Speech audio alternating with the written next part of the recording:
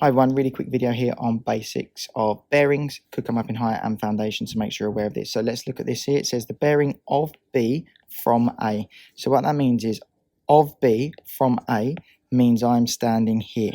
Okay, so because it's asking me the bearing of B, so of this town from A, that's the direction I'm traveling in. Okay, is 070.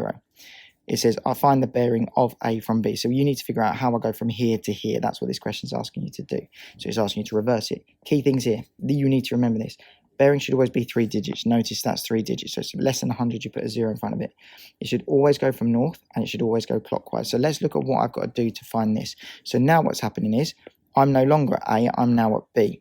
And I want to go in that direction there. Well, let's follow these 3 rules. We've always got to go from north. So I've got to start north. I've got to go clockwise and I've got to get to there. That's what this question is asking me to do. It's basically asking me to find this angle. So in order to do that, a few ways you can do it, but here's the easiest.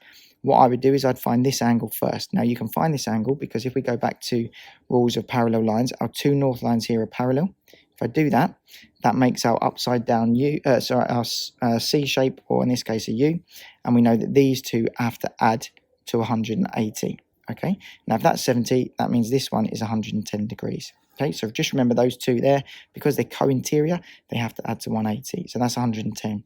Then, thinking about what you know about angles around the point, all of this added together has to be 360 degrees. So you're just doing 360 minus your 110. So that gives you 250 degrees. So the bearing of A from B is therefore 250 degrees. Okay, make sure you remember all these key points here. Always 3 digits, yes it is. Always goes from north, yes it does. And it's always clockwise, so no, that's right. Okay.